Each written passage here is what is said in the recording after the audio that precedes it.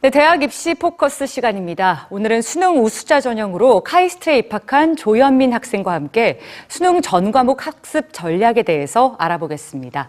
안녕하세요. 안녕하세요. 네, 반갑습니다. 자, 간단한 자기소개부터 한번 부탁드리겠습니다. 저는 카이스트 새내기 가정학부 1학년 조현민입니다. 네, 반갑습니다. 자, 재학 중인 학교의 그 입학 당시 전형과 성적에 대해서도 좀 자세하게 알려주시죠. 네, 저는 경기도에 있는 일반고를 졸업했으며 내신은 3.3 정도여서 학생부 종합전형을 준비하기에는 어려움이 있었습니다. 네. 따라서 정시 위주로 준비를 하였으며 카이스트에는 20명 내외의 인원이 선발되는 수능 우수자 전형으로 입학을 하게 되었습니다.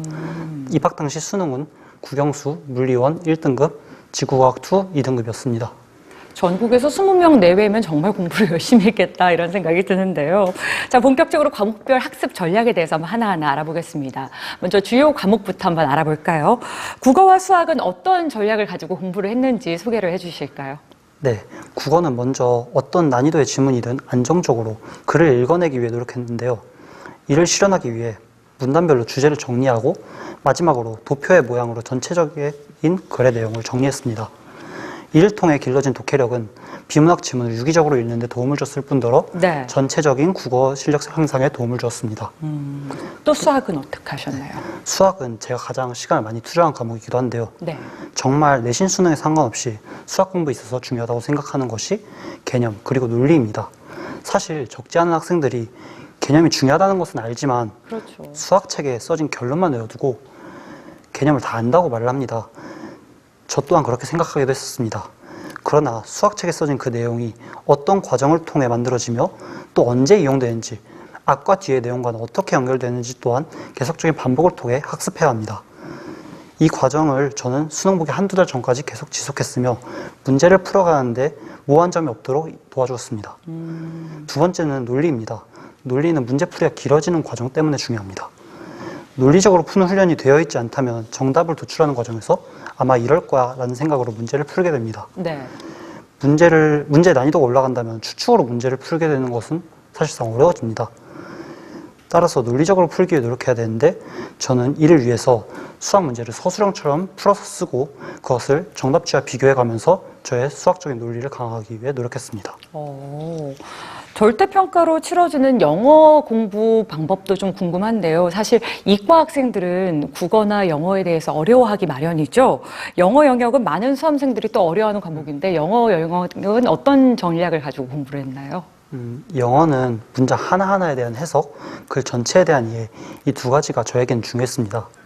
문장 하나하나에 대한 해석은 단어가 부족하거나 문장 구조에 대한 분석이 스스로 이루어지지 않은 것이 문제입니다. 단어야 단어장을 정말 많이 외우면 주로 단순하게 해결이 됩니다.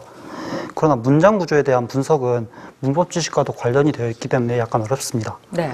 다행히도 최근에는 문장 구조에 대한 책이 많이 출판되어 있어서 이를 정독하고 부족하다면 문법 개념서를 보충해서 읽은다면 이 문제를 해결할 수 있을 거라 생각합니다.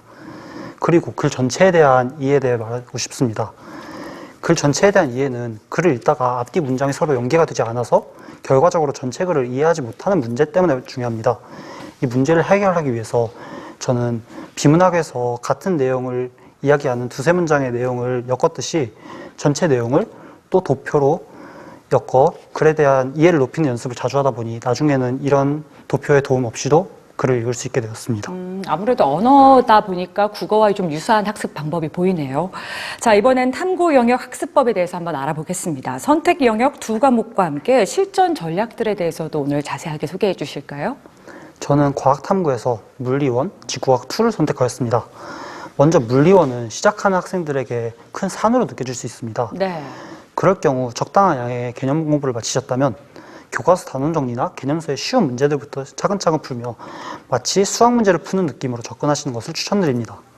수능 공부를 할 때에는 개념의 양이 다른 과학 과목들에 비해 많지는 않으나 수능 특강의 내용과 교과서의 내용을 같이 병행해 보면서 부족한 점들을 정리해 주시길 바랍니다. 그리고 기출문제나 중간 난이도의 문제가 완벽하게 풀리는 정도가 된다면 고난도 문제의 양을 많이 늘려서 분석을 하다 보면 고난도 문제 또한 어느 정도 유형이 반복됨을 느끼실 수 있으실 겁니다.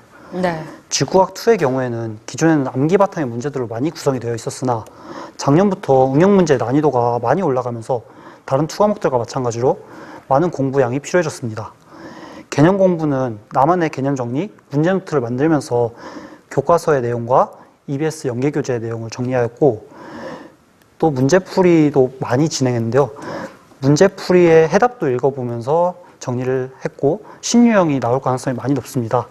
따라서 신유형에 대비하기 위해 다양한 문제들을 접해보시기를 권장드립니다. 네. 뭐 개념 정리는 말할 것도 없고 이렇게 차분하게 얘기하는 모습들을 보니까 아무래도 마인드 컨트롤도 굉장히 중요하지 않았나 이런 생각이 듭니다. 이제 2019학년도 수능이 채 100일도 남지 않았는데요. 오늘 중요한 학습 전략들 공유해 주셔서 고맙습니다. 감사합니다.